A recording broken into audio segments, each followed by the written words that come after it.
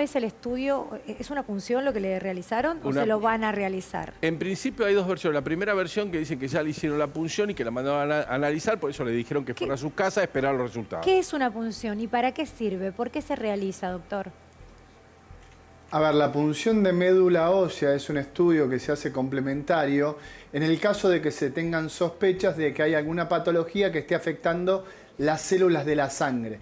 Generalmente cuando hay células inmaduras en algo que se llama frotis, que es cuando te sacan sangre, la miran al microscopio los bioquímicos y ven justamente cuál es el tamaño, cuál es la cantidad de células que hay en ese frotis, en ese extendido, se termina de tomar la decisión de realizar una punción de médula ósea. Es un procedimiento dentro de todo sencillo que se hace en quirófano con anestesia local. Generalmente se utiliza la cresta ilíaca, que vieron el hueso de la cadera que tenemos acá al costado, sí, en la parte posterior, y se utiliza este elemento que tengo acá. ¿Lo están viendo? ¿Sí? Sí. Esto es una aguja de punción de médula ósea. ¿Sí? Se introduce dentro del hueso, a la parte blandita del hueso donde están las células, donde se producen las células que viajan por la sangre, los linfocitos, los mielocitos, los glóbulos rojos. Se extrae material de ahí y se manda a analizar. Esto en el caso de que haya una sospecha de que exista una enfermedad que se llama linfoproliferativa. Doctor, que pueden ser un montón de enfermedades que hay que determinar. ¿Se pone anestesia? Digo, ¿para esto a la persona la duermen completo sí, o no? ¿Es riesgoso? No. Generalmente se hace con anestesia local. Muchas veces para el confort de las personas se usa un poco de sedación para que no sientas el pinchazo de la anestesia local. Porque si ven, la aguja no es finita, es una aguja bastante gruesa. Claro, fíjense, comparada con mi dedo, ¿sí? Es bastante... se siente el mecanismo de ingreso al hueso para sacar la porción de células que van a mandarse a analizar. ¿Cuánto tiempo demora, ¿no?, en conocerse los resultados del estudio? Entre 24 y 48 horas se tiene que tener un informe preliminar, porque después hay estudios que son correlativos a esto, que son estudios inmunológicos, se hacen estudios biológicos justamente del contenido genético de esas células. Todo eso se hace en laboratorio. En laboratorio. Y también lleva más tiempo, eso es un agregado, se hace después del resultado. Sí, eso se va haciendo, a ver, se van haciendo en simultáneo. Se empieza con el examen microscópico de las células y obviamente que se va haciendo la anatomía patológica de las células, el examen inmunológico, el examen biológico, y a partir de eso se van teniendo más datos, porque después, ante un probable tratamiento, tenés todos los datos para ver cuál es el tratamiento más efectivo para tratar la patología para la cual fue necesaria la punción de médula. Claro. Y mientras tanto, digo, de aquí a la punción, la persona puede estar tranquila, tiene alguna indicación especial, algo que tenga que cumplir. Ella se fue a su casa, Carlos. Sí, se fue a su casa a esperar los resultados. Imagino yo que una vez, cuando ya estén los resultados, el hematólogo le dirá los pasos a seguir y cómo sigue la historia. Claro. Mientras tanto, ya tranquila. le quitaron el dolor, porque ella va por un dolor. Exacto, exacto. ¿Por qué duele, doctor, esto? El vaso. Sí, mucho. Vos pensás que se llama, en términos médicos, la esplenomegalia, que es el vaso agrandado. Cualquier órgano, viste cuando vos tenés una hepatitis que se te hincha el hígado, bueno, tenés dolor justamente, el vaso está del otro lado, se distiende, se agranda y eso genera dolor. Hay dos mecanismos, uno es dolor a la distensión de la cápsula y otro es dolor porque hay una masa ocupante dentro de la cavidad abdominal que te genera compresión de otras estructuras. Claro.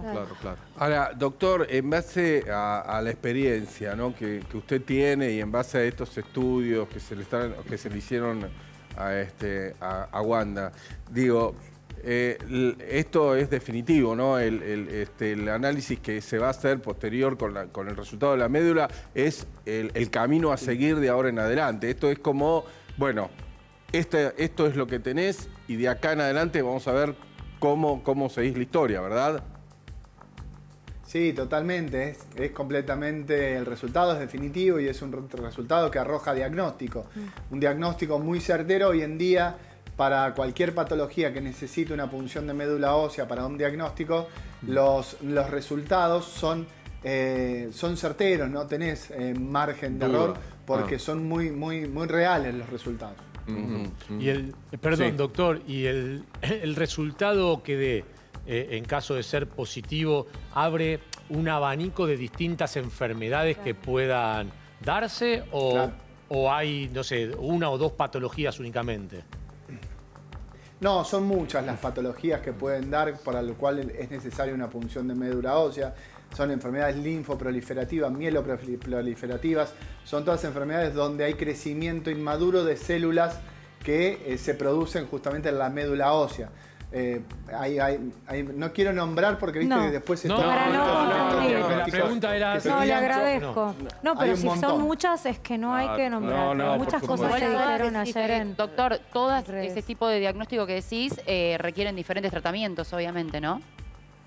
Sí, claro, cada una tiene... Hoy en día, por suerte, existen tratamientos específicos para cada una de las patologías. De hecho, se utilizan muchos para cada una de las patologías. Hay algo que se llama anticuerpos monoclonales, que lo descubrió un premio Nobel argentino, se llama César Milstein, que se ataca directamente con un anticuerpo a un determinado fenotipo celular. Entonces, la verdad que los tratamientos hoy en día son muy puntuales, muy dirigidos y muy efectivos. Esto también hay que decirlo. Está bueno decirlo. Qué bueno, qué bueno.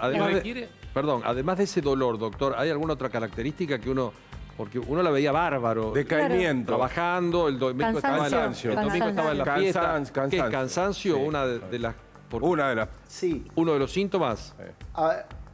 Uno de los síntomas, pensando en una esplenomegalia y pensando en alguna patología linfoproliferativa, generalmente son el decaimiento, el cansancio, el agotamiento precoz, el dolor abdominal, pueden ser náuseas, pueden ser inclusive llegar a tener vómitos.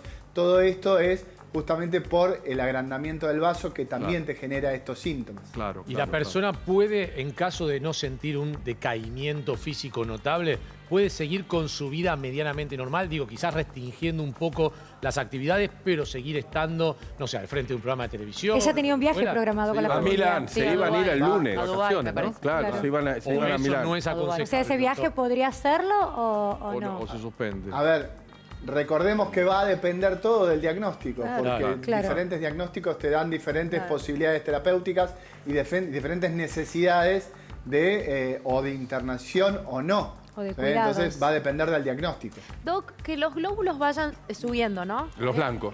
Vayan subiendo. Blanco. ¿Es de un momento a otro? No sé, digo, lo pienso porque en general estas noticias así nosotros lo sentimos de un momento a otro, ¿no? Sí. Pero ¿cómo es en el cuerpo o en la, digamos, en el proceso? ¿Que sentimos algo, podemos advertirlo? Es un proceso que se van...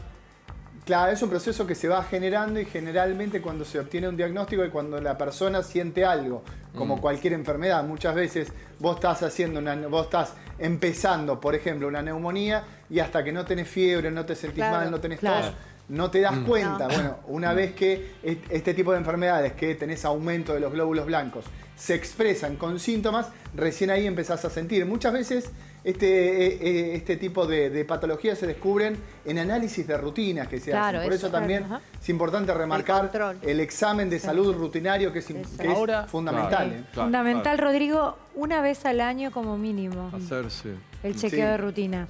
Que Por lo seguramente Wanda lo hizo. Esta vez se sentía mal, pero en algún momento se habló que era de rutina. Es que de hecho se lo iba a hacer el chequeo para poder subirse al avión con su familia, ir a disfrutar de las vacaciones y después volar a Turquía, donde se tenía que incorporar Mauro al Galatasaray.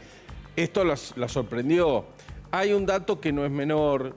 Yo después, si querés, vuelvo a hablar un poco de la experiencia personal, porque más o menos lo que está sucediendo con Wanda... Estamos hablando de Silvia, de ¿no? mi mujer, de Silvia, exactamente, que fue bastante parecido a lo que le estaba pasando a Wanda, pero no quiero decir que Wanda tenga exactamente lo mismo, porque después se malinterpreta y quieren poner en boca mía cosas que yo no he dicho.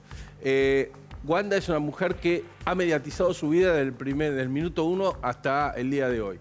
Llama la atención que en las últimas 48 horas no haya subido nada, no haya contado nada en sus redes sociales y demás.